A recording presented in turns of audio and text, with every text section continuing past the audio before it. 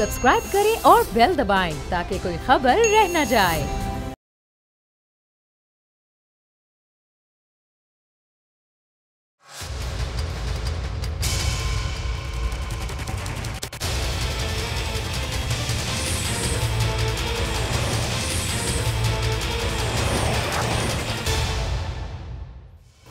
अस्सलाम वालेकुम, आप देख रहे हैं प्रोग्राम बस बहुत हो गया। मैं हूं अरबाब जहांगीर। गिलगित बल्तिस्तान के इंतखाबात में रवायती तौर पर एक बार फिर वफाकी जमात को ही कामयाबी मिली।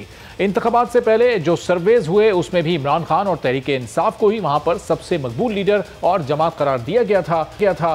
गिलगित बल्तिस्तान इलेक्शन मुहिम के दौरान अपोजिशन की जानिब से दावे तो बहुत हुए, लेकिन नतीजा इन दावों के बिल्कुल बरक्स देखने में आया है। गिलगित बल्तिस्तान के इलेक्शन में पीडीएम की दो बड़ी जमातों मुस्लिम लीग नून और पीपल्स पार्टी के साबिक वज़राए आला हाफिज हफीजुर रहमान और सैयद मेहदी शाह शिकस्त खा चुके हैं। गिलगित बल्तिस्तान में 3 हफ्तों से मौजूद पीपल्स पार्टी के चेयरमैन बिलावल भुट्टो की 22 रोजा इलेक्शन मुहिम भी उन्हें कामयाब नहीं करवा सकी। बिलावल ने कभी इलेक्शन से पहले धांधली का इल्जाम लगाया तो कभी गिलगित बल्तिस्तान के इंतखाबात का नतीजा हुकूमत के खिलाफ रेफरेंडम करार दिया। अब इलेक्शन में नाकामी के बाद बिलावल ये इल्जाम लगा रहे हैं कि उनका मैंडेट चोरी किया गया है। पीपल्स पार्टी के खाते में 12 सीटें थीं। गिलगित में एहतजाज करते हुए बिलावल भुट्टो जरदारी ने कहा कि चोरी की गई सीटें वापस नहीं मिली तो वो इस्लामाबाद का रुख करेंगे। कि नून लीग की नायब सदर मरियम नवाज ने भी गिलगित बल्तिस्तान में इलेक्शन मुहिम चलाई और उन्होंने भी बिलावल की तरह कई जलसों से खिताब किया। उसमें बहुत सारे लोग भी मौजूद थे। मरियम नवाज ने कहा था कि जाती हुई हुकूमत को वोट नहीं धक्का दिया जाता है। इलेक्शन में नाकामी के बाद मरियम नवाज का कहना है कि गिलगित में पीटीआई को भीख में मिलने वाली चंद सीटें धौंस, धांधली और नून लीग से तोड़े गए उम्मीदवारों की मरहून मिन्नत हैं। तो ये सूरत हाल है गिलगित बल्तिस्तान की, जहां पाकिस्तान तहरीक इंसाफ जो कि वफाक में भी हुकूमती जमात है वो जीत चुकी है और अब उनकी गैर सरकारी नताइज अभी तक ये सामने आए हैं और इसके बाद अब धांधली का इल्ज़ाम वहाँ पर पीपल्स पार्टी और बिलावल भुट्टो जरदारी और मरियम नवाज की जानिब से लगाया जा रहा है। मजीद गुफ्तगू करते हैं इसी मौजू पर। सेनेटर सहर कामरान साहबा पीपल्स पार्टी के रहनुमा हमारे साथ मौजूद हैं।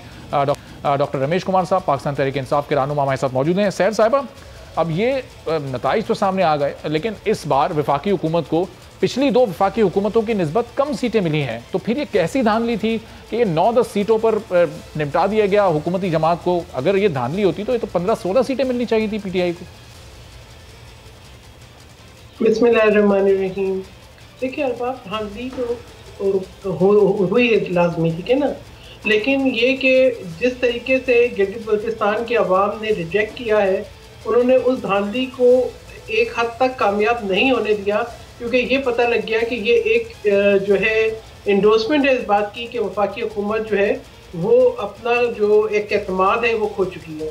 धांधली जो बाद में हुई है, इलेक्शंस के पहले हमने देखा कि जिस तरीके से वोट्स की खरीदारी हुई, वोटर्स की कैंडिडेट जो है उनको मजबूर किया गया, उनको कैंडिडेट्स को जो है वो दूसरी पार्टियों से तोड़ के शामिल कराया गया। उसके बाद जो है जब ड्यूरिंग दैट प्रोसेस कि वज़ीर आज़म साहब आए, उन्होंने कोड ऑफ कंडक्ट की खिलाफ वर्जी की, उन्होंने जो है जो तय हुआ था एक नेशनल सिक्योरिटी मीटिंग के अंदर कि सूबे का ऐलान जो भी है उसके बाद में होगा, इलेक्शन के बाद उन्होंने उसका अनाउंस किया। उससे पहले एक वफाकी वजीर ने उस मीटिंग को लीक आउट किया जिसको हमें बताया गया था कि कॉन्फिडेंशियल रखनी है। फिर जिस तरीके से वहाँ पे जो है वफाकी वज़रा जो है वो आके ये बताते रहे कि जी इतने आप वोट देंगे उतने करोड़ हम लगाएंगे।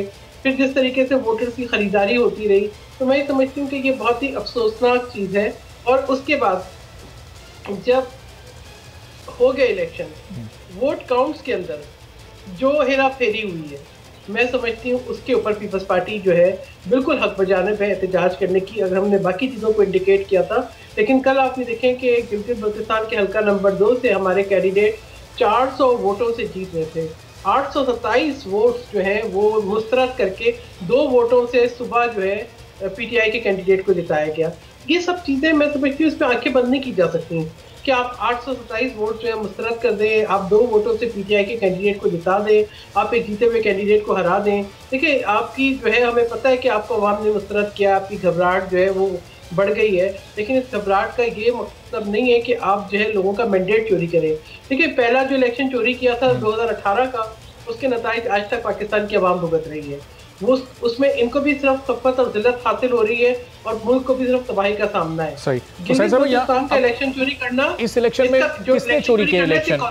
धांधली का जिम्मेदार फिर किसको करार दे रहे हैं आप? और जो पिछला इलेक्शन हुआ था 2015 में, उसमें मुस्लिम लीग नून ने कोई गालिबन 16 सीटें हासिल की थी और पीपल्स पार्टी सिर्फ 2 सीटें ले सकी थी। क्या उसमें भी फिर ये धांधली हुई थी? उस वक्त तो आपने नहीं इल्जाम लगाए थे।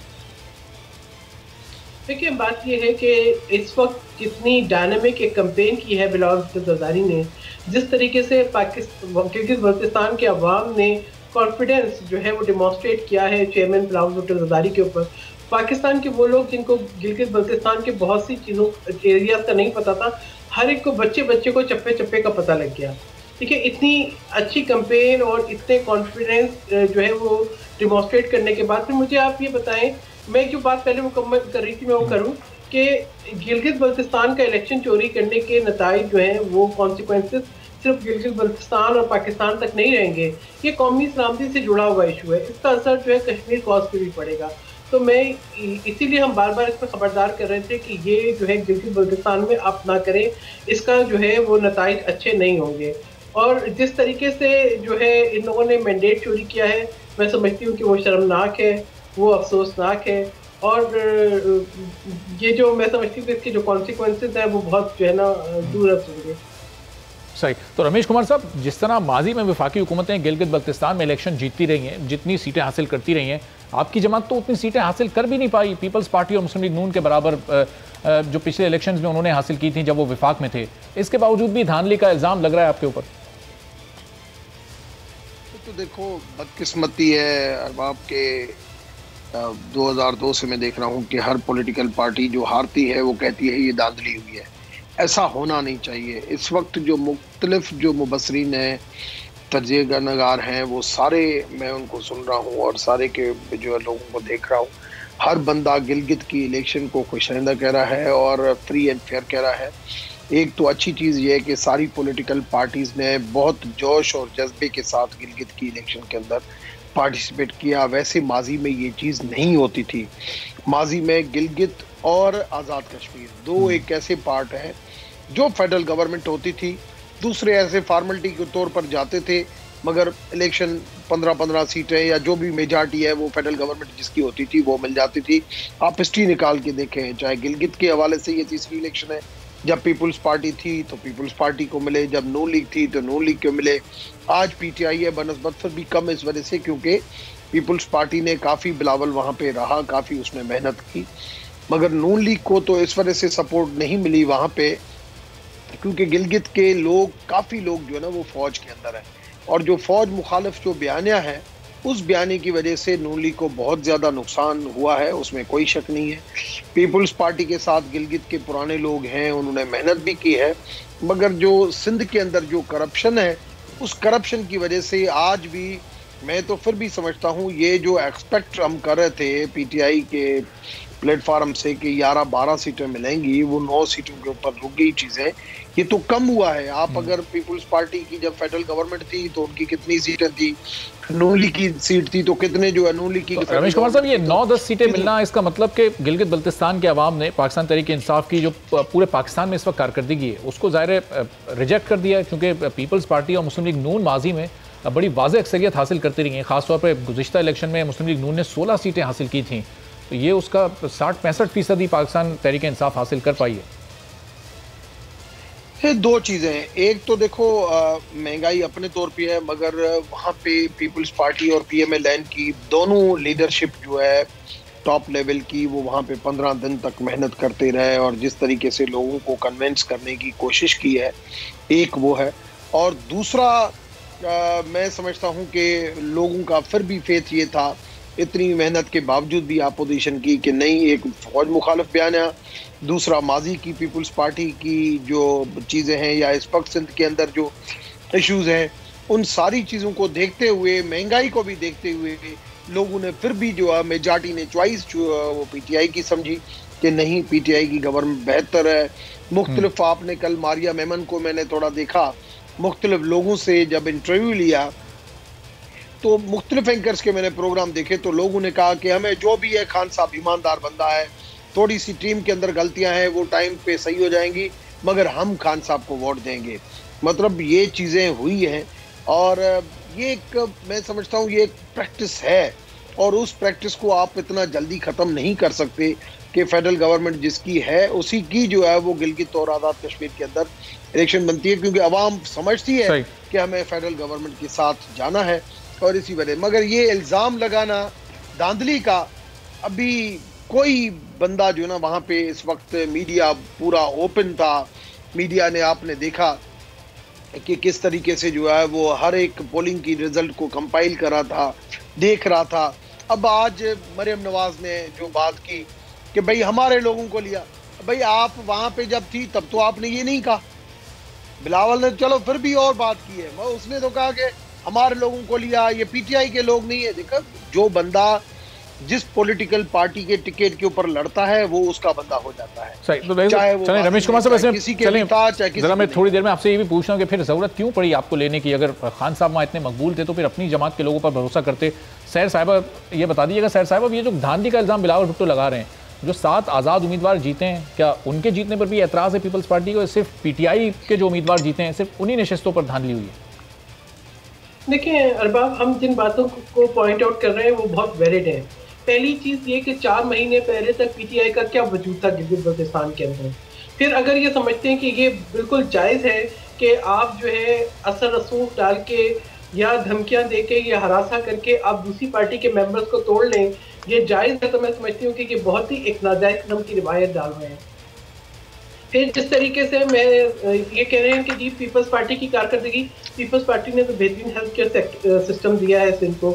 अगर सिंध को जो है एनएफसी अवार्ड ना मिले, अगर सिंध के अंदर वजीर आजम साहब के पद को कोई एतबार ही नहीं करता, यानी 162 अरब का पैकेज वो कहाँ गया, उसकी बढ़ती गुजर गई। उसके बाद 1100 अरब का पैकेज उसका 40वां गुजर गया। फिर वो 63 अरब का पैकेज किसानों के लिए भी इन्होंने अनाउंस किया था, जिसमें जो है वो किसानों को 1 रुपया नहीं मिला। फिर अभी जो है एक तुरबत का पैकेज देखें, ये सब जानते हैं कि ये 1 करोड़ नौकरियां और 50 लाख घर वाली सब बातें झूठी हैं। तो और ये भी जानते हैं कि बीआरटी में बारी बारी आग लग रही है और उसके करप्शन के केसेस हैं।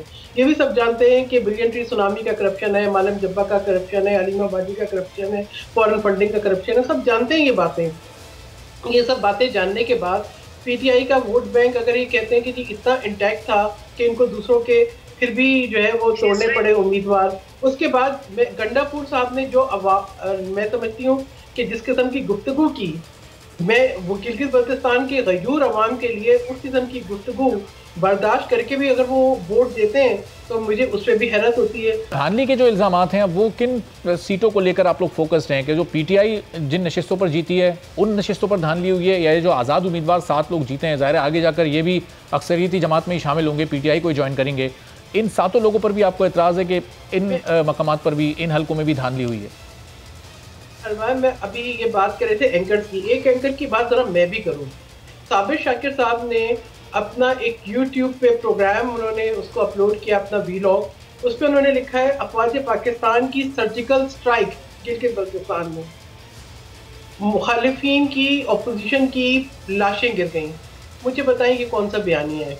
अगर इन एंकर्स की राय को हम मुकद्दम समझें तो मैं समझती हूँ कि बहुत अफसोसनाक है। अगर पीपल्स पार्टी ये कह रही है कि अगर, और मैं समझती हूँ कि कोई भी बाशऊर शख्स ये सोच सकता है कि एक कैंडिडेट 400 वोटों से जीत रहा हो और 827 वोट जो है वो आप उनको रद्द कर दें और 2 वोटों से आप पीटीआई के कैंडिडेट को जिता दें। जो इलेक्शन से पहले जो सर्वेज हुए थे, जो मुख्तलिफ इदारों ने किए थे, वो इंडिपेंडेंट इदारे हैं, उनमें काफ़ी शामिल हैं, वो तो सब वहाँ की आवाम से उन लोगों ने राय ली थी और उसके मुताबिक भी पाकिस्तान तहरीक इंसाफ को 41%, बिलावल को 21% और मरियम नवाज की पॉपुलैरिटी तो बहुत ही कम थी गिलगित बल्तिस्तान में। मुझे ये बताएं अरबाब, आप कितना समझते हैं कि ये सर्वे कितने शफाफ होते हैं? यानी आज के दौर में तो इश्तिहारों के ज़रिए मीडिया को जो है इन्फ्लुएंस किया जाता है, आज के दौर में तो सहाफ़ियों की नौकरियां ख़त्म करवा दी जाती हैं, आज के दौर में तो जो है लोगों की ज़ुबान और गुफ्तगू जो है उसको म्यूट कर दिया जाता है। तो मैं इसको आप सर्वेस को कितना आज़ाद समझते हैं और कितनी परसेंटेज पॉपुलेशन को उन्होंने अप्रोच किया होगा? देखिए, इन सर्वेस की क्रेडिबिलिटी जो है वो इटसेल्फ इन क्वेश्चन है। ये जो भी हुकूमत वक्त होती है वो अपना कुछ ना कुछ उस पर इन्फ्लुएंस रखती है। तो मैं तो उन सर्वेस की बजाय मैं तो अवाम का जो एक था जोश व खरोश, मैं समझती हूँ बिलावल भुट्टो ज़रदारी ने एक डेमोक्रेटिक प्रोसेस के ऊपर एतमाद बहाल किया था वहाँ के अवाम का, और जोश व खरोश नज़र आया। अब उनके वोट अगर चोरी होंगे, उनके वोटों पे डाका डलेगा, उनके वोट जो है वो पता चला कि आप लिस्टें जाके देखें तो इलेक्शन कमीशन की नाकामी ये कि वहाँ पे जो है पता लग रहा है कि वोटर वोट डालने जा रहा है तो पता चल रहा है कि ये तो पहले ही बैलेट से डल गया, पोस्टल बैलेट से, या जो है लिस्टों में नाम दुरुस्त नहीं है, या इलेक्शन प्रोसेस जो है इतना स्लो जा रहा है, इलेक्शन कमीशन ने उतने इंतजाम नहीं किए। फिर उसके बाद जो है अब आखिर में काउंटिंग के अंदर हेरा फेरी। देखिए हम जो इस वक्त एहतजाज कर रहे हैं, हमने प्री पोल रिगिंग की बात हम करते रहे, लेकिन इस वक्त हम हेरा फेरी की बात कर रहे हैं जो अब काउंटिंग प्रोसेस पे किए हैं इन्होंने, और मैं उसी पे बात कर रहे हैं कि उसके नताइज जो है वो अच्छे नहीं होंगे। अगर आप लोगों के वोट को चुराएंगे, उन पे डाका डालेंगे, उनके मैंडेट को छीन के उनकी हक तलफी करेंगे तो आप ग्रीवेंसेस बढ़ाएंगे। देखिए पहले ही पूरा पाकिस्तान भुगत रहा है, मजीद हम कितना भुगतेंगे। सही। और अब बिलावल साहब ने भी कहा है कि ज़ाहिर है वो इस्लामाबाद का भी रुख करेंगे अगर इस मामले पर कुछ कोई मंतक के अंजाम तक ये मामला नहीं पहुंचा। तो रमेश कुमार साहब, ये खान साहब इतने मकबूल हैं अगर गिलगित बल्तिस्तान में, सर्वेज भी उनके हक में थे, तो ये दूसरी जमातों से लोग लेकर उनको टिकट देने की क्या ज़रूरत थी? फिर 23 में से 21 हल्कों पर लड़ने की क्या ज़रूरत थी? पूरे 23 में ही आप इलेक्शन लड़ते, अपने नुमाइंदों के साथ लड़ते, अपने लोगों को पार्टी टिकट देते। देखें 21 पीटीआई के लोग लड़े हैं, एक के ऊपर एमडब्ल्यूएम को सपोर्ट किया है और एक के ऊपर इंडिपेंडेंट कैंडिडेट को सपोर्ट किया है। टोटल 23 हल्कों के, और 24वां जो हल्का था वहाँ पे डेथ हो गया है। पहली चीज़ तो ये कि इलेक्टेबल की पहले भी सियासत थी, आज भी सियासत है। जो भी सियासतदान अच्छे किरदार के मालिक हैं वो अपनी एक हैसियत रखते हैं, और वो जो भी पार्टी होती है उसके साथ अगर उनको एफिलेशन के साथ, क्योंकि जो सिंगल एक हैसियत रखते हैं वो समझते हैं कि मुझे किसी पॉलिटिकल पार्टी की सपोर्ट चाहिए और वो पॉलिटिकल पार्टी के साथ एफिलेट हो जाता है या एज ए इंडिपेंडेंट लड़ता है। आज देखें जो लोग पीपल्स पार्टी या पीएमएलएन के टिकट के ऊपर नहीं लड़े हैं, जिस तरीके से मरियम ने कहा कि हमारे लोगों को टिकट नहीं, वो इंडिपेंडेंट लड़े हैं। अगर वो इंडिपेंडेंट लड़े हैं, किसके साथ एफिलेट होते हैं वो की मर्जी है। आप इस तरीके से हर वक्त ये रोना कि भाई इलेक्शन धांधली हुई है, ये हुई है, मैंने ये अभी तक नहीं देखा। वो रमेश साहब ने उसकी वजह तो ज़ाहिर ये थी कि विफाकी जो भी हुकूमत विफाक में होती है उसी के पास इस तरह के इलाकों का, आज़ाद कश्मीर और गिलगित बल्तिस्तान के मसाइल का हल होता है, चूँकि फ़ंड्स वहीं से जारी होने होते हैं। लेकिन उसके बावजूद भी जो आपको जितनी सीटें मिली और फिर जिन लोगों को आपने लेके पार्टी टिकट दिए, वो तो अपनी जगह एक सवालिया निशान है कि फिर अगर आपकी मकबूलियत थी, ये धांधली के इल्ज़ाम तो अपनी जगह, अपनी उस मकबूलियत पर भी आपने 100% ट्रस्ट नहीं किया। देखें 9 सीटें हमारी अपनी आई है, एक एमडब्ल्यूएम वो हमारे इत्तेहादी थे, एक आज़ाद वो हमारे साथ थे, मतलब 11 सीटें तो इस वक्त हमारे पास हैं। बाकी जो इंडिपेंडेंट हैं वो अपना फैसला करेंगे। 6 लोग हैं, वो मेरे ख्याल में जब मेजॉरिटी जिसकी होती है हुकूमत का चांस पहले उसको मिलता है, तो 11 के साथ उनको तो एक सीट चाहिए, तो कोई भी आ जाएगा, हुकूमत पीटीआई की बन जाएगी। देखते हैं आगे क्या होता है, मगर कम से कम गिलगित का एक ऐसा इलाका है, गिलगित और आज़ाद कश्मीर, ये 2 इलाके ऐसे हैं बहुत सेंसिटिव इलाके। रमेश साहब, गिलगित में भी अगर आप हुकूमत बनाने में कामयाब हुए तो वो मरकज़ जैसी होगी कि एक जमात इधर से ले ली, 2-3 आज़ाद उम्मीदवार ले लिए, एक जमात यहाँ से ले ली और फिर वो एक हुकूमत बन गई। माजी में मुझे बताएं जो हुकूमतें बनी हैं, एक्सेप्ट पीएमएलएन की जो हुकूमत थी वो 2/3 मेजॉरिटी से आई थी। बाकी जो भी बनी है, मीर जफरुल्लाह जमाली वाली जब हुकूमत बनी, मैं उसमें भी था, 1 वोट के ऊपर बनी थी। उसके बाद यूसुफ रजा गिलानी साहब की हुकूमत बनी, वो भी इस तरीके से सारे जेवी के थ्रू बनी, जिसमें जॉइंट वेंचर था काफ़ी पॉलिटिकल पार्टीज़ का। पीएमएलएन ने, उसके पास 2/3 मेजॉरिटी भी थी, मगर उन्होंने भी जो है वो मुख्तलिफ पॉलिटिकल पार्टीज़ को अपने साथ रखा और इस तरीके से चले। इस वक्त अगर हो रही है तो उसमें क्या शक है, क्या आपको जो उसमें एतराज़ है? मेन चीज़ ये है कि पॉलिसी गलत नहीं होनी चाहिए, करप्शन नहीं होना चाहिए, डायरेक्शन सही होनी चाहिए। और मैं समझता हूँ खान साहब की नीयत के ऊपर किसी को शक नहीं है, और आज भी लोग गलतियाँ ज़रूर हुई है हमारी गवर्नमेंट से, और लोगों की जो उम्मीदें हैं वो हमसे बहुत ज़्यादा हैं, एक्सपेक्टेशन बहुत ज़्यादा हैं, क्योंकि लोग समझते हैं कि बिल्कुल फ़ौरन जो है वो हर चीज़ का रिलीफ मिले, उसमें टाइम ज़रूर लगा है। मगर मैं समझता हूँ कि आज भी पॉपुलैरिटी के हिसाब से चैलेंजेस भी बहुत ज़्यादा फिर वहाँ पर आपके लिए होंगे अगर हुकूमत बनाने में आप कामयाब हो जाते हैं। रमेश साहब, वापस आता हूँ आपकी तरफ ज़रा। सैर साहब, बिलावल भुट्टो जरदारी आज एहतजाज करते हुए कह रहे थे, वहाँ एहतजाजी मुजाहिरीन से खिताब करते हुए, कि अगर ये छीनी गई सीटें वापस नहीं मिली तो फिर इस्लामाबाद का रुख करेंगे और वहाँ ज़ाहिर नताइज संगीन भी हो सकते हैं। 2 बार गिलगित बल्तिस्तान के चीफ इलेक्शन कमिश्नर मीडिया पर आ चुके हैं। कल रात भी वो आए, प्रेस कॉन्फ्रेंस की, आज भी वो आए। उन्होंने कहा कि मुकम्मल तौर पर ये साफ शफाफ इंतखाबात थे, बिल्कुल गैर जानिबदारी का मुजाहरा किया इलेक्शन कमीशन ने। अब इसका मतलब कि वो तो फिर किसी कार्रवाई को करने का या कोई चेक एंड बैलेंस का इरादा मजीद नहीं रखते। क्या करने वाले हैं फिर बिलावल भुट्टो जरदारी? देखिए, बात ये कि चीफ इलेक्शन कमिश्नर जो है, जिस वक्त उनकी ज़रूरत थी तो वो इस्लामाबाद में मीटिंग्स कर रहे थे। ठीक है, उन्होंने जिस तरीके से अपनी आंखें बंद रखी, तमाम वायलेशंस पे कोड ऑफ कंडक्ट की, जिस तरीके से जो है उनकी बाइसेस नज़र आ रहे थे, और जिस तरह के बाइसेस हमें जो है ड्यूरिंग द इलेक्शन प्रोसेस और वोटिंग प्रोसेस और ड्यूरिंग द काउंटिंग वो हमें नज़र आए, उसके ऊपर तो मैं समझती हूँ कि कोई भी बाशूर शख्स जो है सवाल उठा सकता है। अब आप मुझे बताएं कि आपको इस पर हैरत नहीं होगी कि एक कैंडिडेट जो है वो 400 वोटों से जीत रहा हो और 827 वोट जो है वो रिजेक्ट कर दिए जाएं और 2 वोटों से वो कैंडिडेट हार जाए? इसको कैसे जो है एक्सेप्ट किया जाए कि ये रातों रात क्या मामलात हुए?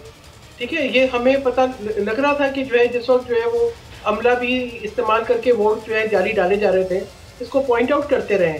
सही। तो अब रमेश कुमार साहब, जाहिर है ये तमाम एतराज़ात तो अपनी जगह मौजूद हैं कि रात को एक कैंडिडेट जीत रहा है, सुबह उठ के नतीजा आता है तो वो नतीजा तब्दील हो जाता है। फिर अब आपकी हुकूमत अगर आप बनाने में कामयाब भी हो जाएंगे, 2018 में जो वादे पाकिस्तानी कौम से किए गए थे वज़ीर आज़म की जानिब से, वो तमाम अब तक 2.25 सालों में नहीं पूरे हुए। अभी गिलगित बल्तिस्तान के लोगों को फिर आप ये हुकूक कैसे देंगे? सिर्फ 2.25 साल का वक्त आपके पास वफाक में रह गया।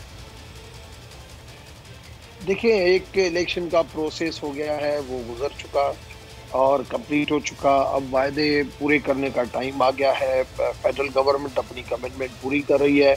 गिलगित के हवाले से जो सूबे की जो अनाउंसमेंट की है वो भी प्राइम मिनिस्टर उसको भी पूरा करेगा। और ये जो रोना धोना जो चलता है ना, मैं समझता हूँ ये पाकिस्तान की बदकिस्मती है। हर इलेक्शन के बाद यही आता है कि हमारे साथ ये ज्यादती हुई है। मैं आपको क्लियर बता रहा हूँ, इलेक्शन फ्री एंड फेयर हुआ। अगर ये कैंडिडेट की बात कर रहे हैं कि कैंडिडेट्स को इस तरीके से किसी भी पॉलिटिकल जलसे के अंदर ये बातें नहीं की है कि हमारे कैंडिडेट थे, ये थे, भाई जो कैंडिडेट जिसके होंगे, अगर कोई बंदा किसी पॉलिटिकल पार्टी को छोड़ के दूसरी पॉलिटिकल पार्टी में, तो अवाम उसको वोट नहीं देना। ठीक है, चलो अब ये देखना है कि कमिटमेंट से पूरी होती है या नहीं। चूंकि पाकिस्तानी अवाम तो अभी 2.25 साल से इंतजार कर रहे हैं। जो वादे वजीर आजम ने किए थे वो अब तक पाकिस्तानी अवाम से किए गए वादे तो पूरे नहीं हुए। बहुत शुक्रिया रमेश कुमार साहब, सेनेटर सैर कामरान साहब। और गिलगित बल्तिस्तान में पीपल्स पार्टी को बहुत ज़्यादा नताइज पर एतराज़ात हैं।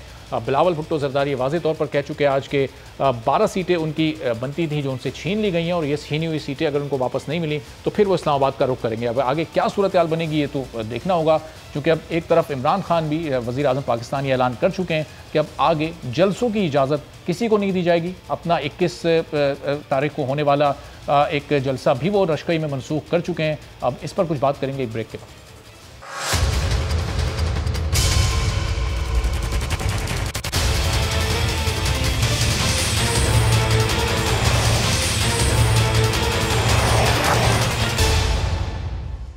प्रोग्राम में एक बार फिर आपको खुशामदीद कहते हैं। और सैर कामरान साहबा, रमेश कुमार साहब ब्रेक से पहले हमारे साथ मौजूद थे और कह रहे थे कि गिलगित बल्तिस्तान में सैर कामरान साहबा कह रही थी कि बड़ी धांधली हुई है और मैनेज तरीके से हुई है। बिलावल भुट्टो जरदारी अब एहतजाज भी कर रहे हैं, इस्लामाबाद जाने की वो धमकी भी दे रहे हैं कि अगर उनकी छीनी हुई सीट्स वापस नहीं हुई तो इस्लामाबाद भी जाएंगे। सीनियर तज्ज़ियाकार सलीम बुखारी साहब हमारे साथ मौजूद हैं। बुखारी साहब, बहुत शुक्रिया प्रोग्राम के लिए, आपने वक्त निकाला भी। बिलावल भुट्टो जरदारी एहतजाज कर रहे हैं, मुस्लिम लीग नून भी कह रही है धांधली हुई है। अगर ये धांधली हुई है तो फिर पाकिस्तान तहरीक इंसाफ को 15, 16, 17 सीटें मिलनी चाहिए थी। आपको क्या लगता है गिलगित बल्तिस्तान के नताइज साफ शफाफ हैं? देखिए, गुजारिश ये है कि पहली बात तो ये कि मैंडेट डिवाइडेड है, किसी को क्लियर मेजॉरिटी मिली नहीं है ताकि वो हुकूमत फॉल को बना सके। तहरीक इंसाफ जो मरकज में बैठी हुई पार्टी है, रूल कर रही है, रवायात के खिलाफ जो है गिलगित बल्तिस्तान के लोगों ने बजाय हुक्मरान पार्टी को वोट देने के स्प्लिट मैंडेट जो है वो दिया है। इलेक्शन वहाँ पर जो है वो बज़ाहिर तो नजर आ रहा है कि बिल्कुल साफ और शफाफ हुए हैं, सिवाय 1-2 जगह पर जहाँ छोटे मोटे इश्यूज उठे तो उस तरह से धांधली तो नहीं हुई है। लेकिन अगर आप इसका ओवरऑल कंडक्ट देखें वहाँ पर, तो जिस तरह की इलेक्शन कैंपेन हुई उसमें बहुत सारी बातें काबिल एतराज़ थी जो कानून के भी खिलाफ थी। मिसाल के तौर पर वज़ीर आज़म का ऐन इलेक्शन के दौरान वहाँ जाके ये ऐलान करना कि मैं इसको सूबा बना दूंगा। फिर उसके बाद अमीन गंडापुर जो फेडरल मिनिस्टर हैं उनका जाके वहाँ ये कहना कि 4000 वोट दें, 4 अरब रुपए दूंगा। ये तो ऐसे लगता था जैसे मंडी में बोली लग रही है। तो ये सारी चीजें इरेगुलरिटीज में तो आ सकती हैं, लेकिन इलेक्शन जो है वो मेरे ख्याल से कंपैरेटिवली शफाफ हुआ है। जो बिलावल साहब कर रहे हैं इनका आज मैंने देखा है कि तरीके से वो जिस शिद्दत के साथ वो एहतजाज कर रहे हैं और कह रहे हैं कि हम यहाँ बैठे हुए हैं, जब तक हमारी छीनी हुई सीटें वापस नहीं देंगे हम यहाँ से वापस नहीं जाएंगे। पहुँच गए गिलगित वो, तो इसी तरह से जो PMLN है उन्होंने भी इसको रिजेक्ट किया है जो इलेक्शन के रिजल्ट आए हैं। तो मेरे ख्याल से ये अब जो एक रवायती बात है कि जो इलेक्शन हार जाता है वो उसमें से धांधली ढूंढता है, हमें मेरे ख्याल से एक ग्रेसफुल लूजर होना अब सीखना पड़ेगा बहसीयत कौम। इस तरह से तो बात आगे नहीं चल सकती। सही। तो बुखारी साहब, जो रिजल्ट मजमूई तौर पर आए हैं, वफाकी जमातें जो माजी में पीपल्स पार्टी और मुस्लिम लीग नून जिस तरह अक्सरियती जमातें यहाँ पर बनकर सामने आई थी, पाकिस्तान तहरीक इंसाफ तो उस तरह नहीं आ सकी। इसका मतलब गिलगित की अवाम ने बतौर मजमूई मुस्तरद कर दिया पाकिस्तान तहरीक इंसाफ को। देखिए, ये बहुत ही नाजुक, यानी ये पुलिस रात पर चलने वाली बात है कि अगर आप इस तरफ की बात करें वो भी ठीक लगती है, उस तरफ की बात करें वो भी ठीक लगती है। जैसा मैंने कहा कि 2-3 चीजें बड़ी नुमायां थी सिलेक्शन की। एक तो ये कि वहाँ के लोगों में अब सियासी शऊर है जिसका मुजाहिदा उन्होंने इतनी बड़ी तादाद में पोलिंग स्टेशन पर आके किया, बावजूद इसके कि वहाँ का वेदर बहुत तबाहकुन था, बावजूद इसके कि सड़कों के रास्ते जो है वो ब्लॉक थे। लेकिन और इससे भी बड़ी बात यह है कि वहाँ पर सबसे ज्यादा औरतों की तादाद जो है वो पोलिंग बूथ पर पहुंची। जो हिस्ट्री है वो हिस्ट्री का रिकॉर्ड तोड़ दिया उन्होंने। तो कई एतबार से इस इलेक्शन की क्रेडिबिलिटी जो है वो इससे एस्टेब्लिश होती है कि वहाँ लोग जो हैं वो घरों से बाहर निकले। लेकिन एक बात बिल्कुल ठीक है कि एनालिस्ट भी ये कह रहे हैं, मैं खुद भी यही कह चुका हूँ कई एक प्रोग्राम में मैंने बात की है कि जो रवायत थी वहाँ की कि वहाँ के लोग हमेशा मरकज में हुक्मरान जमात की पार्टी जो हुक्मरान जमात होती थी उसको वोट देते थे, इसलिए कि वो तवक्को रखते हैं कि मरकज के साथ कुर्बत की वजह से उनके मसाइल हल होंगे, लोगों को नौकरियां मिलेंगी, लोग वहाँ के डेवलपमेंट के काम रुके हुए जो है वो हो जाएंगे। उस यानी रवायत से इनहराफ तो हुआ है। अब इसका क्रेडिट आप उनके पॉलिटिकल विजडम को दे रहे हैं या ये कह लें कि वो जो PTI का बयानिया है कि वो नया पाकिस्तान बनाने चले हैं और ये कि फॉर ऑल एंड एवरीथिंग वो नारे मेरे ख्याल से वहाँ लोगों को उतना ज्यादा अट्रैक्ट नहीं कर सके हैं। अट्रैक्ट तो खैर पाकिस्तान के इलेक्शन में भी इस तरह से नहीं किया था, कहीं भी उनके पास सिंपल मेजॉरिटी नहीं थी कि वो हुकूमत बना सके, चाहे वो पंजाब था चाहे वो सेंटर था। यही हाल बलूचिस्तान का भी है।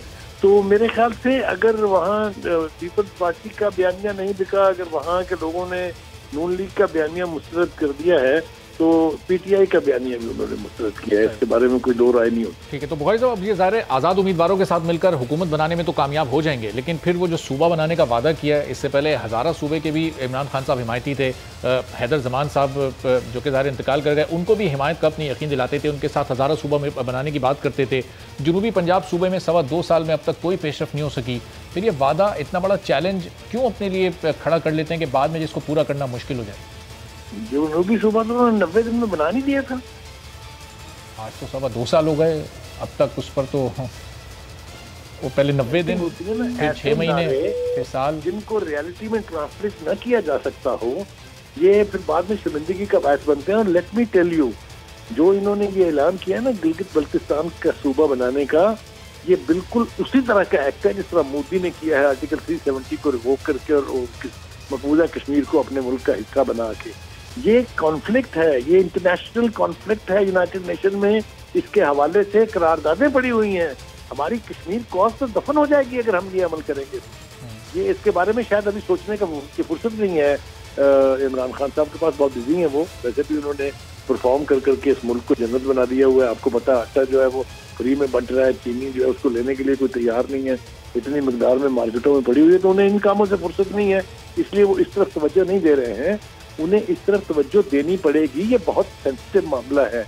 गिलगित बल्तिस्तान को आप इस तरह से ट्रीट नहीं कर सकते जिस तरह से पिछले 2 साल से आप सिंध को कर रहे हैं। आप कराची में बैठे हुए हैं, 5 अटैक हो चुके हैं वहाँ की हुकूमत को खत्म करने के, चाहे वो आर्टिकल 149 के तहत था, चाहे वो GDA के साथ इत्तेहाद करके वोट आउट करने का था, चाहे वहाँ इमरजेंसी लगाने का था। आपके इल्म में है सारी बातें। तो ये जो इस तरह के मामलाजात होते हैं इसकी सेंसिटिविटीज बहुत होती हैं, इसमें बहुत एहतियात से काम लेना होता है। और इस गिलगित बल्तिस्तान के हवाले से भी मेरे ख्याल से बहुत बेएहतियाती की गई। सही। और लेकिन बुखारी साहब अब इलेक्शन हो गया, आज नताइज भी आ गए, जैसे ही वहाँ पर इलेक्शन कैंपेन ख़त्म हुई, इलेक्शन का माहौल ख़त्म हुआ, अब आज वज़ीर आज़म साहब कौम के सामने आए, खिताब किया और अपने जलसों पर भी उन्होंने पाबंदी लगा दी कि अब 21 तारीख को रशकई में उनका इज्तिमा मनसूख कर दिया गया। और फिर अब वो अपोजिशन से भी दरख्वास्त कर रहे हैं कि जी ये तमाम जलसे अब ख़त्म कर दें क्योंकि इससे कोरोना फैल रहा है। तो अब इससे पहले जब तक इलेक्शन का माहौल था, वहाँ जलसे भी हो रहे थे, उस वक्त कोरोना नहीं फैल रहा था। अब ये कोरोना का सहारा लेकर के फिर ये पीडीएम को रोकने की कोशिश है, इनके जलसों पर पाबंदी लगाना मकसद है, क्या समझते हैं? मैं माफ़ी करता हूँ, आपकी बात मैंने काट दी है। ये हाफिजाबाद के जलसे से सबक सीख के फिर उन्होंने कहा कि इससे पहले कि और ज़्यादा एक्सपोज हो जाए, वो जलसे तो मनसूख इसलिए हुए वरना 7 जलसों का ऐलान हो चुका था, जगह जगह का भी तयन हो चुका था। अब ये बिल्कुल ऐसे लग रहा है, किसी को आप हाइंडसाइट में पूछ के देखिए, वो ये कहेगा कि ये नहीं चाहते कि जो अपोजिशन ने जो जलसों का ऐलान किया हुआ है वो हो सके। पहले हर बार ये इस्तेमाल किया कि मुतल्लिका इलाकों के लोगों को गिरफ्तार करना शुरू किया। मुल्तान की मिसाल आपके बिल्कुल सामने है, लाहौर में इमरान नज़ीर आपके सामने है, और इतने फ्लिमजी बेसिस बुनियादों के ऊपर उनको गिरफ्तार किया कि अगली पेशियों के ऊपर छोड़ दिया अदालतों ने। तो दूसरा अब हर बार ये है कि कोरोना, जिसके बारे में जनाब प्राइम मिनिस्टर साहब ने पूरी कौम को यकीन दिलाया था कि सिंपल सा फ्लू होता है, आता है और चला जाता है, और पूरी दुनिया के 210 ममालिक के मुकाबले में एक मुल्क ने कोरोना को सीरियसली नहीं लिया था, ना किसी किस्म का लॉकडाउन करने के हक में थे प्राइम मिनिस्टर साहब। अब अचानक उनको कोरोना लाहक हो गया है, अब वो समझते हैं कि नहीं ये जलसों से बहुत फैलेगा। तो ये मर्जी के बादशाह हैं, उनके भी लोगों ने बहुत जलसे उसी तरह किए वहाँ के अपने गिलगित बल्तिस्तान में, आपने देखा होगा। तो ये सूरत हाल जो है, ये मेरे ख्याल से किसी को बेवकूफ़ बनाना मुश्किल है। सब समझेंगे ये कि ये क्यों किया जा रहा है। उनके इक़दाम 22 को अभी पेशावर में जलसा है पीडीएम का, और उनके मीडिया कोऑर्डिनेटर हैं अब्दुल जलील खान, वो बड़ा वाज़ेह अंदाज में कह चुके कि वो जलसा अपने वक्त पर ही होगा और 22 को पेशावर में ही होगा। अब ये फिर एक बार हुकूमत और अपोजिशन एक क्लैश की सिचुएशन पैदा हो सकती है। पेशावर में ज़ाहिर है चूँकि हुकूमत पीटीआई की है, ये रोकने की कोशिश करेंगे, अपोजिशन अपने जलसे को कामयाब करने की कोशिश करेगी, फिर वही एक क्योस वाली सूरत हाल, क्लैश वाली सिचुएशन सामने आ सकती है। जैसा आपने देखा गुजरांवाला में भी कोशिश हुई थी उसको रोकने की, गुजरांवाला में भी जो ऑर्गेनाइजर्स थे उसके खिलाफ एक्शन हुआ, कैप्टन सफदर और राना सनाउल्लाह के खिलाफ केसेस हुए थे। फिर उसके बाद हमने देखा कराची की सूरत हाल आपके सामने है, फिर हम वहाँ क्या वाक़या हुआ वो भी आपके सामने। फिर हमने देखा कोयटा में दफ़ा 44 भी लगा दी, वहाँ सारे मोबाइल के लिंक भी ख़त्म कर दिए, इंटरनेट के लिंक भी ख़त्म कर दिए।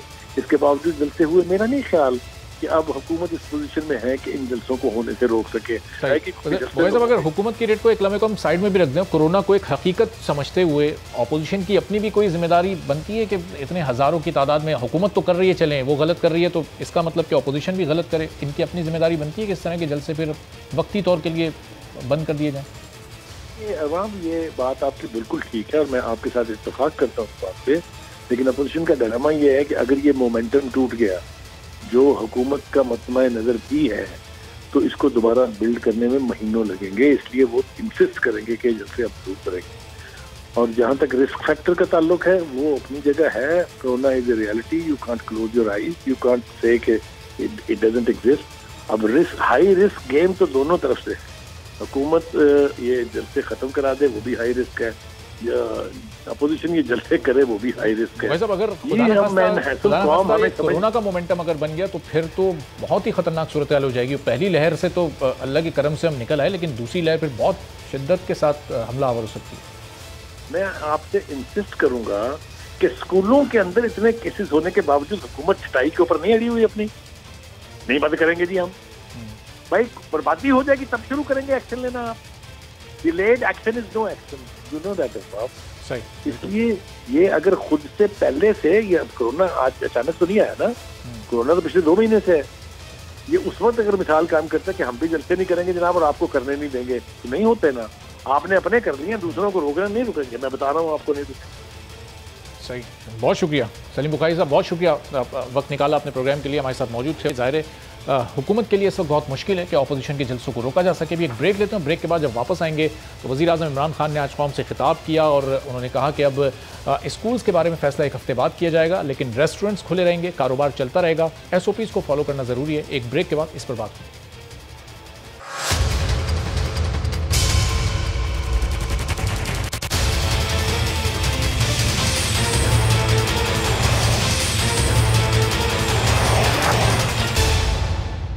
प्रोग्राम में एक बार फिर आपको खुशामदीद कहते हैं। और बिलाखिर वज़ीर आज़म इमरान खान को गिलगित बल्तिस्तान इलेक्शन में दूसरी सियासी जमातों पर वाज़ेह बरतरी के बाद ये ख्याल आ ही गया कि जलसे जुलूसों से भी मुल्क में कोरोना फैल रहा है। पहले खूब जमकर गिलगित बल्तिस्तान में इंतखाबी मुहिम चलाई और फिर आज वज़ीर आज़म ने मुल्क भर में जलसे जुलूसों पर पाबंदी लगाते हुए हफ्ते के रोज़ रशकई में होने वाले जलसे को मनसूख करने का ऐलान कर दिया। इमरान खान ने कहा कि हमने पूरे मुल्क में अपने जलसे ख़त्म कर दिए और बाकी सबसे भी यही कहेंगे कि वो भी अपने जलसे ख़त्म करें। वज़ीर आज़म इमरान खान ने मजीद कहा कि कोरोना से बचने के लिए मसाजिद, फैक्ट्रियों और दुकानों में SOPs पर सख्ती से अमल करना होगा। शादी हॉल्स में होने वाली तकारीब में 300 से ज़ायद अफराद शिरकत नहीं कर सकेंगे, जबकि स्कूल्स को बंद करने से मुतालिक हतमी फैसला एक हफ्ते बाद किया जाएगा। वज़ीर आज़म ने यह इशारा भी दिया कि अगर कोरोना फैला तो स्कूलों की सर्दियों की छुट्टियां बढ़ाने पर भी गौर किया जाएगा। अब इस पूरी सूरत हाल को स्कूल के मालकान, स्कूल एसोसिएशन कैसे ले रही है और साथ साथ रेस्टोरेंट्स पर भी अगर पाबंदी आयद होती है तो उस सूरत में भी मुल्क की मईशत को बड़ा नुकसान हो सकता है। गुफ्तगू करते हैं तारिक शाह साहब, चेयरमैन है all private school management association के। तो तारिक शाह साहब, बहुत शुक्रिया प्रोग्राम के लिए, आपने वक्त निकाला। वज़ीर आज़म ये कह रहे हैं कि सर्दियों की छुट्टियां बढ़ भी सकती हैं, इसका दौरानिया भी बढ़ाया जा सकता है और स्कूल खुले रहने या नहीं खुले रहने या बंद होने एक हफ्ते बाद इसका फैसला फिर किया जाएगा। तो अब अगर इस तरह का कोई फैसला आता है तो फिर कबूल करने के लिए आप लोग तैयार हैं? जी देखिए, बिल्कुल गवर्नमेंट तो अपना राइट रखती है कि कोई भी डिसीजन वो ले, लेकिन देखिए उसमें प्रायोरिटी एजुकेशन को देनी पड़ेगी, क्योंकि वैसे ही इतने मन से जो है वो एजुकेशन का लॉकडाउन था, एजुकेशन बंद थी, स्कूल में बच्चे नहीं आ रहे थे। ऑनलाइन हमने इतने अरसे करके देख लिया, इतना इफ़ेक्टिव नहीं है, क्योंकि हमारे यहाँ जो इंफ्रास्ट्रक्चर है उसका बहुत बड़ा फुकदान है। तो हम भी यही रिक्वेस्ट करेंगे और बल्कि ये मुतालबा करेंगे कि अगर कोई भी कोरोना केसेस बढ़ते हैं या कोई लॉकडाउन की तरफ हुकूमत जाती है तो पहले प्रायोरिटी पे दूसरी चीज़ें रखें, लेकिन एजुकेशन को प्रायोरिटी दे और एजुकेशन को खुला रखे। जो स्कूल SOP फॉलो ना करे तो वो बिल्कुल उसको सील किया जाए, उसके साथ कानूनी कार्रवाई की जाए। लेकिन जो स्कूल अच्छे SOPs फॉलो करवा रहे हैं, जो प्रॉपर SOPs के साथ बच्चों को पढ़ा रहे हैं, तो वो उनको बंद ना किया जाए, क्योंकि वो डिस्करेज होते हैं। क्योंकि जब वो इतने अच्छे इंतजाम कर रहे हैं, बच्चों को प्रॉपर एजुकेशन भी दे रहे हैं, उसके बाद अगर पूरे मुल्क में लॉकडाउन हो जाए तो एक बड़ी अजीब सी फिजा कायम हो जाती है। इन तालीमी इदारों के अंदर भी स्मार्ट लॉकडाउन होना चाहिए, जहाँ केसेस बढ़ रहे हैं उन इलाकों को सिर्फ बंद किया जाए, पूरे मुल्क को बंद ना किया जाए। सही। तो तारिक शाह साहब, ज़रा मैं आपसे ये भी पूछता हूँ कि अब कोई गवर्नमेंट ने आप लोगों से, आपकी एसोसिएशन से, क्या ये NCOC के जो इजलास चल रहे हैं, कोई फीडबैक आपसे ले रहे हैं? वज़ारत तालीम का भी जो इजलास हुआ, क्या उसमें आपकी एसोसिएशन वालों को बुलाया गया, उनसे कुछ पूछा गया? आपकी तरफ मैं वापस आता हूँ। अतर सुल्तान चावला साहब भी हमें ज्वाइन कर चुके हैं, कन्वीनर हैं ऑल पाकिस्तान रेस्टोरेंट एसोसिएशन के। तो अतर साहब, आपके लिए तो ये बड़ी अच्छी खबर है कि वज़ीर आज़म ने आज बड़ा वाज़ेह कह दिया है कि रेस्टोरेंट्स बंद नहीं होंगे, लेकिन SOPs का बड़ा ख्याल रखा जाना है। वो जो टाइम लिमिटेशन है और फिर जो इंस्ट्रक्शन है SOPs को फॉलो करने के हवाले से, उस पर 100% अमल होना चाहिए। खुशाइन करार देंगे वज़ीर आज़म के फैसले को? जी, अस्सलाम वालेकुम। बिल्कुल खुशाइन करार देंगे। बहुत ज्यादा रिलीफ की फजा आई है, नहीं तो आप यकीन नहीं मान सकते कि इतनी सख्त टेंशन थी पिछले चंद दिनों से कि लोगों की जो है ना, बस लोग बहुत ज्यादा परेशान थे। अल्हम्दुलिल्लाह, अल्लाह का बहुत शुक्र है, वजीर आज़म साहब ने बेहतरीन फैसला किया है, हम इसको सराहते हैं और हम इस उम्मीद पे रहते हैं कि इंशाअल्लाह आइंदा भी ये फैसला रहेगा। रेस्टोरेंट बंद नहीं होने चाहिए, कभी भी बंद नहीं होने चाहिए। हम इस वजीर आज़म साहब के फैसले से मुत्तफिक हैं कि कारोबार बंद होना हल नहीं है, पाकिस्तान की मईशत बर्दाश्त नहीं कर सकती। मैंने ये लास्ट टाइम भी एक प्रोग्राम में कहा था कि अल्लाह न करे अगर अब रेस्टोरेंट बंद हो गए तो आप यकीन मानिए 70% रेस्टोरेंट सूरज नहीं देख पाएंगे। एक दिन बंद होने का हम मुतहाल नहीं है। यस, SOPs फॉलो होने चाहिए। SOPs मेजॉरिटी जगहों पे फॉलो कराए जा रहे हैं। कोई एक बंदा ऐसा नहीं होता जिसको टेम्परेचर दिए बगैर अंदर आने दिया जाए। जो आते हैं वो भी वैसे भी फैमिलीज में ही आता है। छोटी गैदरिंग्स कराई जा रही है, 5 या 6 की 4 की टेबल होती है, फैमिलीज ही को अमूमन बिठाया जाता है, तो वो होना चाहिए। लेकिन बंद आज कल या कभी भी अब बंद होने के हम मुतहम्मिल नहीं हैं। और ये गलत है कि जी कोरोना यहाँ से आ रहा है, नहीं आ रहा। और हम इस पर वापस से मैं शुक्रगुजार हूँ वजीर आज़म साहब का, और मैं हम तमाम पूरे मुल्क के रेस्टोरेंट इसको सराहते हैं कि जो उन्होंने खुले रखने का फैसला किया है, और ये भी गुजारिश है कि आइंदा भी इसको खुला ही रखा जाए। सही। तो अतर साहब, पहले भी जब पहला दौर था कोरोना का, पहली लहर थी, तो उस वक्त भी वज़ीर आज़म यही चाहते थे कि लॉकडाउन ना हो मुल्क में, उस तरीके से तमाम सनतों को या कारोबार का पहिया चलता रहे, लेकिन बाद में फिर उन्हें फैसला वो करना पड़ा था। मैं इसका जवाब आपसे लेता हूँ ज़रा।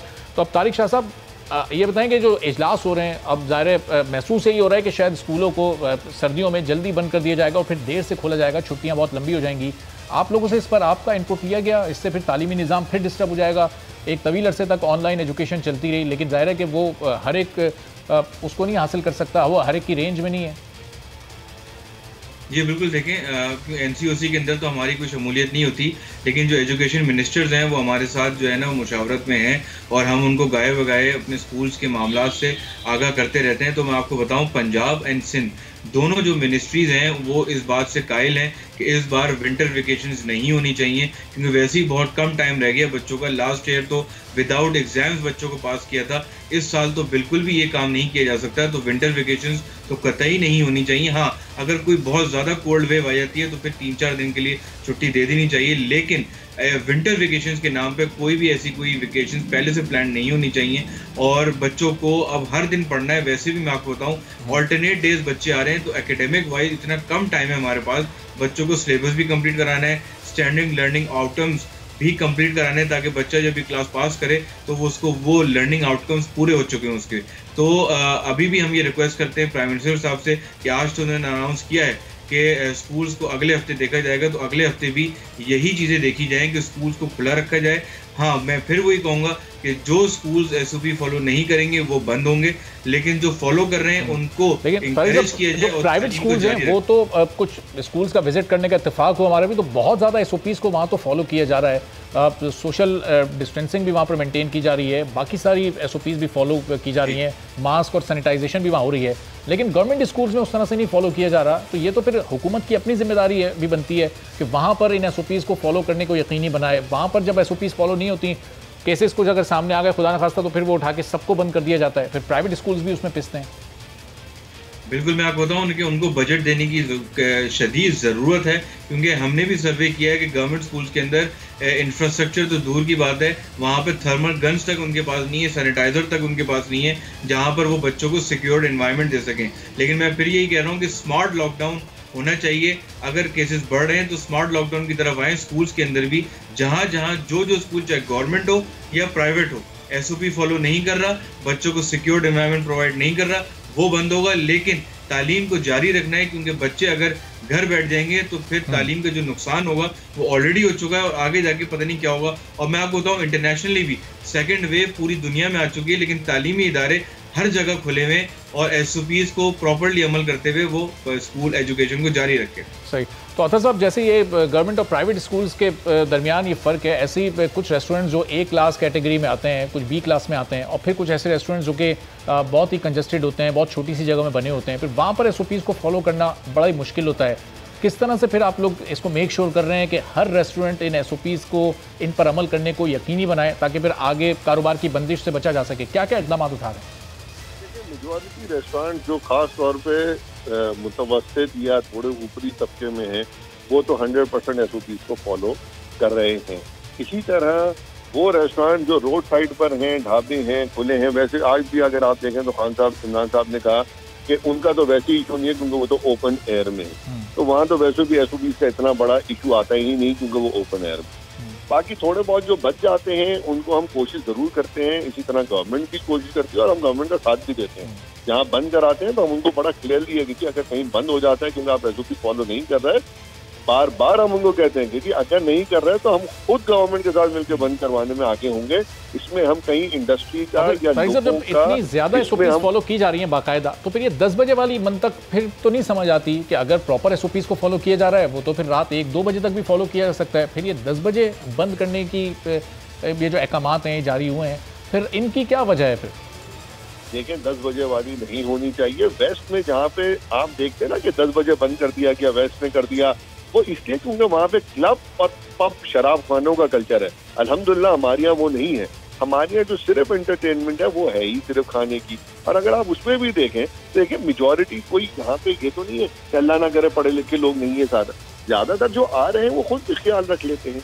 दूसरी बात, एक और बात जो बहुत इंपॉर्टेंट है समझने की, रेस्टोरेंट एक बहुत बड़ी मईशत का हिस्सा है, मईशत है जो कि आपकी बहुत बड़ी सारी मईशत को चलाती है। ये बहुत बड़ी इंडस्ट्री है, ये कोई ऐसा नहीं है, ये 40 इसके साथ दूसरी इंडस्ट्रीज चलती हैं। और दूसरी बात ये भी समझें, अगर हम रेस्टोरेंट पर ही क्यों रुक रहे हैं, तो फिर बाकी जो तमाम इंडस्ट्रीज हैं वहां पे जो अंदर हजारों जहाँ पे कारखानों में लोग काम करते हैं, हजारों के लिहाज से उनका भी तो एसओपी का लिहाज है ना। वहां जब हो सकता है तो हमारा कस्टमर जो अमूमी पढ़ा लिखा आता है यहाँ पे क्यों नहीं मैनेज हो सकता? हर चीज मैनेजेबल है। We should work on managing it rather than just कि जी ये बंद कर दिया जाए क्योंकि यहीं से आ रहा है कोरोना। यहाँ पे कोई साइंटिफिक प्रूवन तो है नहीं कि जी कोरोना निकलता है 10 बजे के बाद और कोरोना निकलता है रेस्टोरेंट के अंदर से, ऐसी तो कोई चीज है नहीं। तो इस पे तो बात भी नहीं होनी चाहिए कभी कि जी कोरोना रेस्टोरेंट से या शादी हॉलों से आ रहा है। बिल्कुल ये नहीं होना चाहिए। काम को खुला रखना चाहिए, मईशत का पहिया चलना चाहिए। और आज ज़ाहिर है वज़ीर आज़म ने भी इसी बात की तायद की है कि काम और मईशत को चलते रहना चाहिए। बहुत शुक्रिया अतहर सुल्तान साहब, सैयद तारिक शाह साहब हमारे साथ मौजूद थे। और स्कूल्स हों या रेस्टोरेंट, तो पीस को सब ने फॉलो करना है, अपनी अपनी जिम्मेदारी को अदा करना है। सबसे इंपॉर्टेंट मास्क लगाना है। वज़ीर आज़म भी बार बार इस बात की हिदायत करें कि मास्क का इस्तेमाल किया जाए, हाथों को बार बार सैनिटाइज किया जाए या फिर साबुन से अच्छी तरीके से हाथ धो लिए जाएँ। और सोशल डिस्टेंसिंग को भी, चाहे स्कूल हो या रेस्टोरेंट्स हों या शादी हॉल हो, इसको भी मेंटेन रखा जाए। तो इन तमाम एहतियाती तदाबीर के साथ अपने कारोबार को जारी रखा जा सकता है। फिर हुकूमत को एक्शन लेने की ज़रूरत नहीं पेश आएगी। आज के प्रोग्राम से इजाज़त दीजिए। अल्लाह।